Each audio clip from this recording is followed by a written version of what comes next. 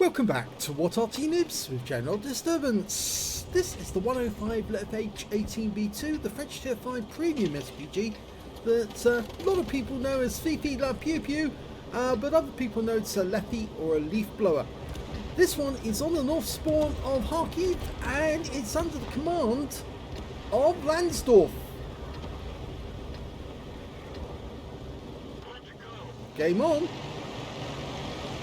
Okay, it's moving now. Well, we haven't seen the Kharkov map for a while for obvious reasons. It's actually currently subject to the battle being conducted by the defenders against the Russian invaders.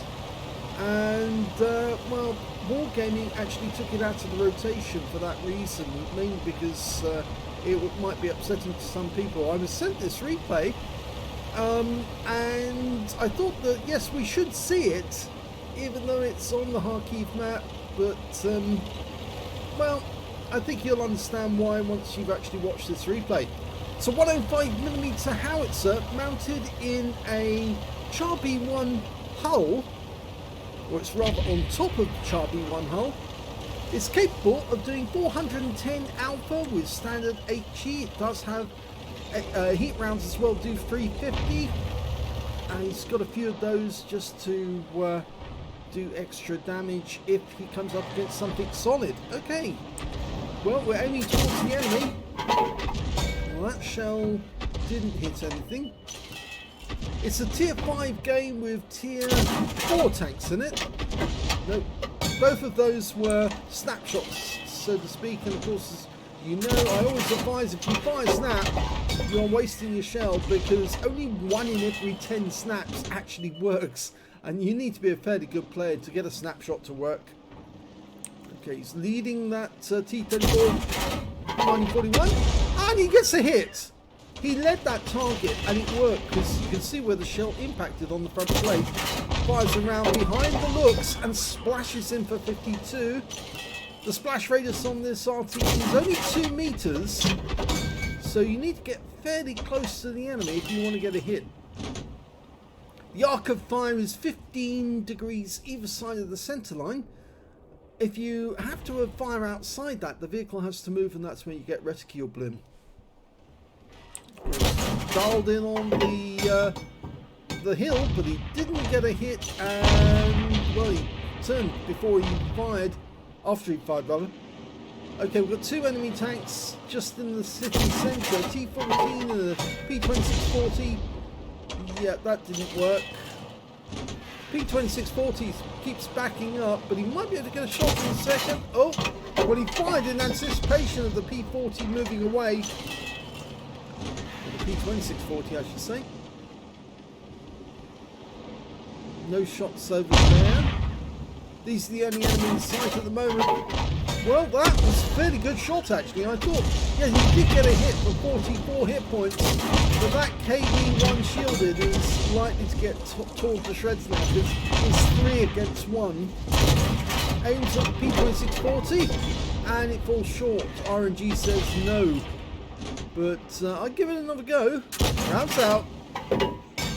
That's better. 104 that time. And it looks like he tracked him. He fired another round, or was that his teammate? No, I think that was his teammate in the Birch gun find. But he actually fired a blind shot in and hit the P-2640 and took him out of the game.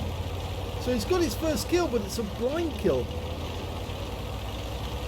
That's what happens when you look away, you see, and then all of a sudden you suddenly find out you killed the enemy. And you missed out on the kill. We don't like doing that because obviously we want to see the enemy tanks that are wiped out. Okay, we've got an M8A1 to the south of us. It's fire snap. Yep, waste the shell. I'm afraid there's still a lot of players out there that don't realise that they shouldn't fire snap. It just doesn't work. Well, he fired that one in and just narrowly misses the OI experimental. Well, again, he just narrowly misses it, but a miss is a miss, and he's burning up his ammo, firing all these snapshots in, which aren't doing any good. And we've just lost another teammate. We're 5 down on the enemy now.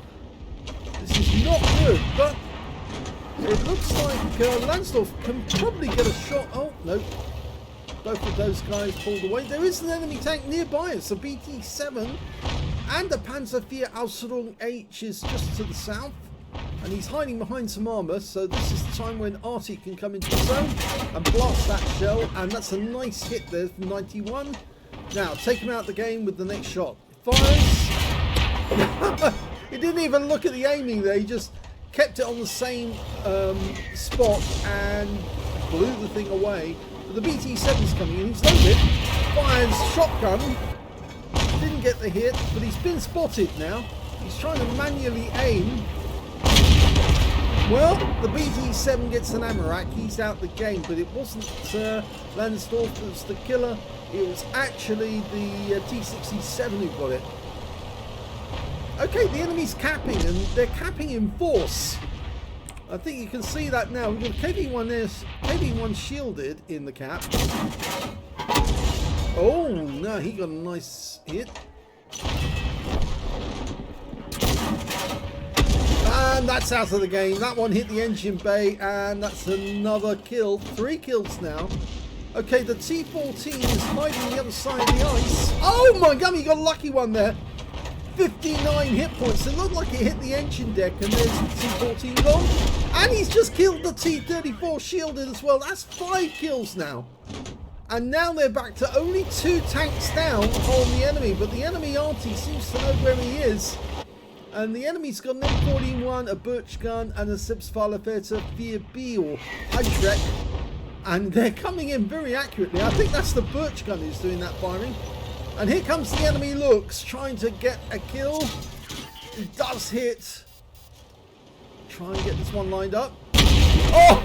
That was a brutal shotgun to get a top gun. He manually aimed, but he just literally blew the guy away with a direct hit. No problem. Enemy Arty is still firing in. That's the Birch gun for sure. It's so accurate. Rapid fire. Doesn't do a hell of a lot of damage, the Birch gun, but it is one of those Artys that can keep firing all the time because it's got more shells than you can fire off in a battle.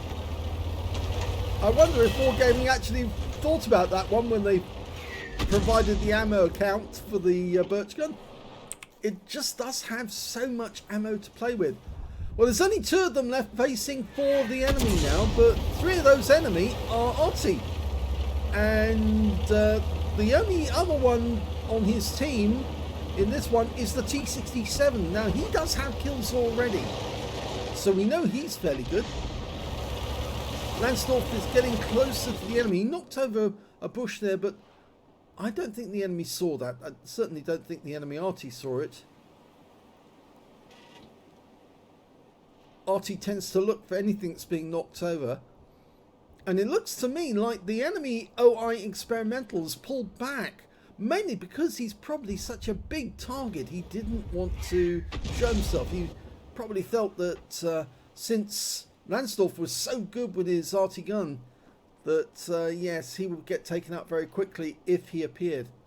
So he's pulled back.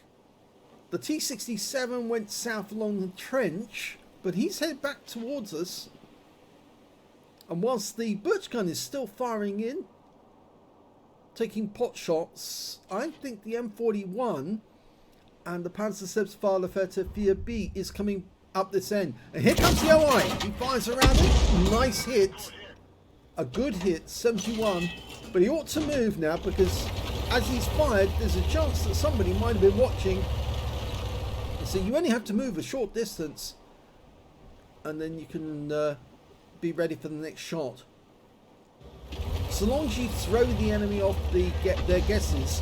Oh, you can see now the Birch gun is blind firing bushes on the hope that he will find someone. And in fact, the Birch gun's been found. He's in the trench. And he's firing at the T-67. Oh, that was a good one, but that was the T-67. It was a good Arty shot as well, and now the OI Experimental is capping. At least I suspect it's him.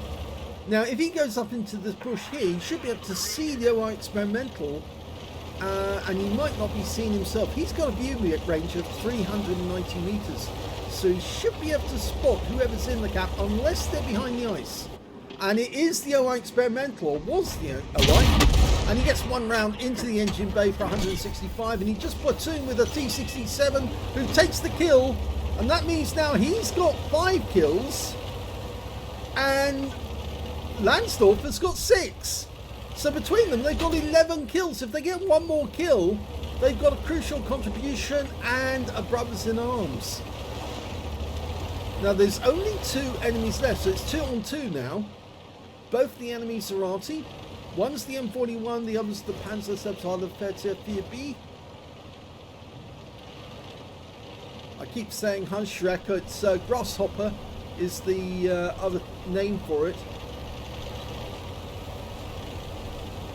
Of course, Hitler didn't like the vehicles being named after insects, but I think the nickname for the Hummel stuck so much, the Bumblebee. No, everybody called it the Hummel, even though Hitler didn't like it. Okay, we're looking for them. The T-67 probably wants himself a Top Gun, but it would be really nice if Lansdorf gets it, because of course he could then get a Radley's. He only needs 2 kills. And the T-67 only has to spot the enemy. He doesn't actually have to shoot them or anything. He just needs to find out where they are. And then Lansdorf can do the rest. Now it is possible that the enemy has moved and they're up this end of the map. Yep. The rest of the team are saying, Arty, move up.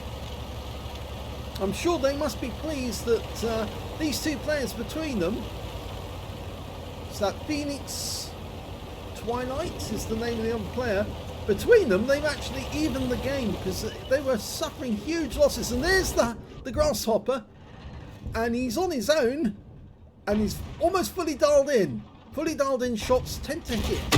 Beautiful kill! Lovely. And there's the other one. It's the M41. He's headed for our cap. So one of them did move up. The other one got spotted and killed. Now he's just about to go through that trench any second. Okay, we're having a look. He's fired blind with that one. Now the thing about the M41, or Gorilla as its actual name was, it's fairly poor at aiming. It takes a long time to dial in. The BP, or leFH as some might call it, actually dials in very, very quickly by comparison. So if you're facing an enemy, you're going to shoot them shotgun, I think you want to be in the BP, not in the Gorilla. Well, he's aiming. He's aiming. He's going to do it manually. Oh my god, he got a fire. Oh, he's burning. And now the fire's out, but can he get the kill? He misses on that one. But the M41 must be in reload. He must be close to being fully reloaded. Is he going to get the kill shot from here? Oh my god, he did it! He's got his Radleys. He wins the game. And yes, I think he's a happy bunny because he's got his guns up. Brilliant.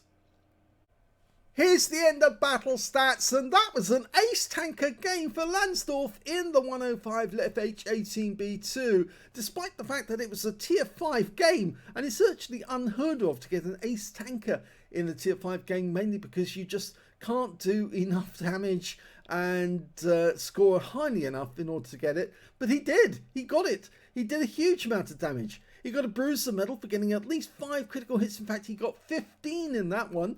He got the Radley Walters medal for killing 8 enemy vehicles. That's more than half, and basically it's carrying the stupids, as Klaus might say. Yes, because he actually killed more than everyone else on his team combined. He got a crucial contribution because he managed to get at least, well, he got 8 kills and his teammate got 5. So that's between them. They got 13 kills. So that's all but 2 of the enemy were killed by them. And he also got a brothers in arms because his platoon mate managed to get at least 3. He got more than 3. And on top of that, he got a Top Gun for getting at least 6 kills in the game. But no high caliber. Let's have a look at the score and see why. Well, I think the high caliber actually went... No, he didn't get it either. So we can see that the highest damage in the game was actually the T67. He got the high caliber in this one. In fact, he got a Fire for Effect, Brothers in Arms, Demolition Expert, Fighter, Crucial Contribution, Bruiser, and a high caliber. So it's the T67 took the highest damage in the game, 2,594.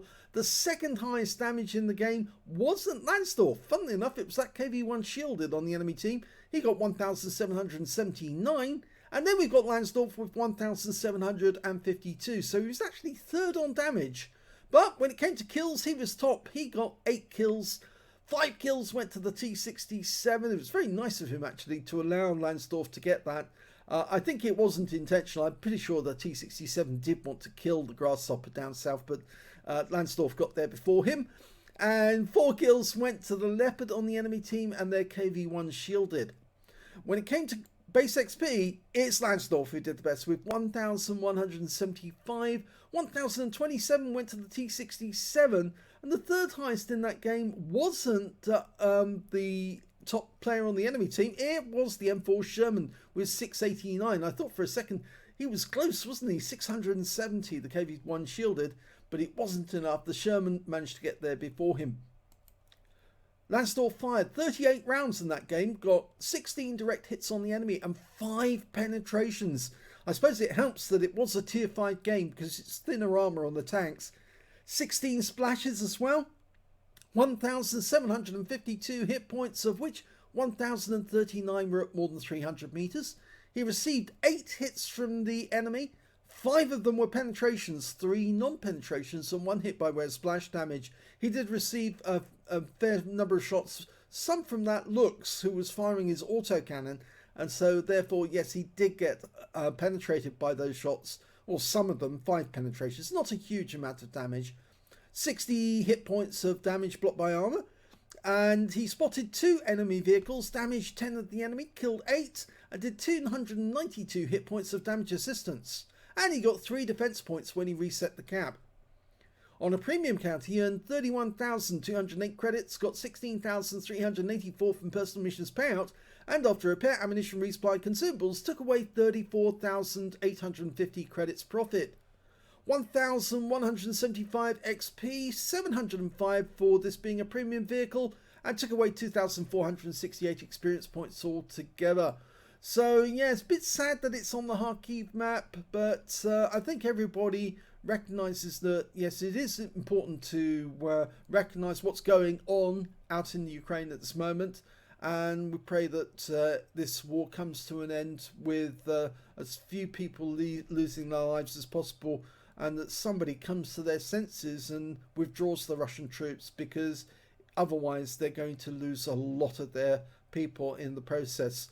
But anyway, let's look at the our special feature, which of course is to look at the armour and then the modules.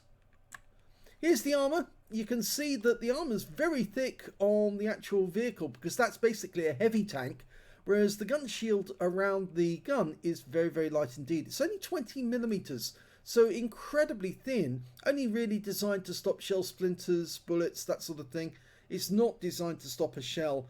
And people forget when they're firing at one of these that you've got to aim for the gun shield. Don't aim for the hull, because look at the hull thickness, 60 millimeters there.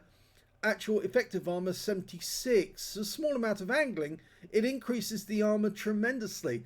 The side armor of the tank, even though it's only 60 millimeters, it is slab-sided if you're looking at it side on. If you angle it slightly, look at the effective armor. It's gone up to 120 millimeters. So trying to shoot the side of this vehicle on auto aim is a big mistake, because your shells will more than likely just bounce off. The best thing you can do is just aim for that gun shield and try and take it out that way. Even the rear of the vehicle, if you look at it, is 55 millimeters effective and actual impacted armor. So even ramming this tank with a light tank is just a huge mistake, because you will go down because it's basically a heavy tank in disguise. Anyway, let's have a look at the modules. There we go. and you can see the driver is sitting up front. He's there used to be a 76mm gun, or 75mm gun actually, in the casing here, but Germans took that out when they created the 105 leFH18B2. It is a German gun because it's a German tank, even though it's on the French tech tree. We can see that we've got the gunner on this side of the vehicle, on the right side, as we're looking at it. And we've got the TC on the other side of the vehicle looking for targets. Just behind the TC is the radio, and just behind the commander is the loader. So the loader's shoveling the shells in. I think you can see where the ammo rack, or one of them is. The ammo rack he's taking it and the shells out of is the ready rack and feeding them into the back of the howitzer. There's another ammo rack beneath the in the hull. That's behind the driver. But in actual fact, in the Char B1, these were compartments. They were separated. So the driver was up front, and then there was some a wall behind him, and then you get to the second compartment where they store the shells, or should have stored the shells. Basically, there was a door in the side of the vehicle. I don't think you can see it here, but there's a gap between the fuel tank there and the ammo rack, and that's because there's an entrance or hatchway where you can climb in through this side of the vehicle and move about inside to get up to the front to the driver or to the back to the engine. Right next door to the engine, we've got a big fuel tank, and there's the transmission right at the back of the vehicle. So if you want to get the engine, just aim for the rear of the vehicle. But remember, it's very thick armor, 16mm, and with angling it's a lot more, so you can defend yourself. So basically, if you want to take out the this tank, the best thing to do is just aim for the gun shield up top, and you're more than likely, might have a chance of actually getting that ammo rack. But the other modules, well, you need good penetration to get at them, because you've got to get through the sides of the vehicle. And again, trying to shoot through the front of the hull is not a waste of time, but you'd need to have decent penetration to get through, whereas you're much better off just aiming up to the gun shield and shooting that as quickly as you can to take out these crew members and also to get good pen. So thanks very much for sending through this replay. I thought somebody, or one of our regulars, I think it was Beowulf actually, Beowulf 19K30, actually sent this through and said, take a look. And I think it is pretty good game actually. I don't know if it's his first ace tanker, but certainly it's a very, very good game by Lansdorf. And I've had Radleys on this map as well, so I know that it is quite good for Arty. In fact, my Radleys on this map was in the Fifi as well, so funnily enough, and I think that one is on the channel somewhere, so maybe have a look for it. But congratulations to Lansdorf, and congratulations on getting your ace tanker and Radleys, and a crucial contribution. They're difficult to get at the best of times, but to see it in this Arty is even better still. Remember, we're still giving all of the receipts or the revenue from this channel to the Red Cross Ukraine appeal to help the refugees from the war. So the more videos you watch, the more money you'll be sending to help the refugees and helping those in need. Thanks for watching.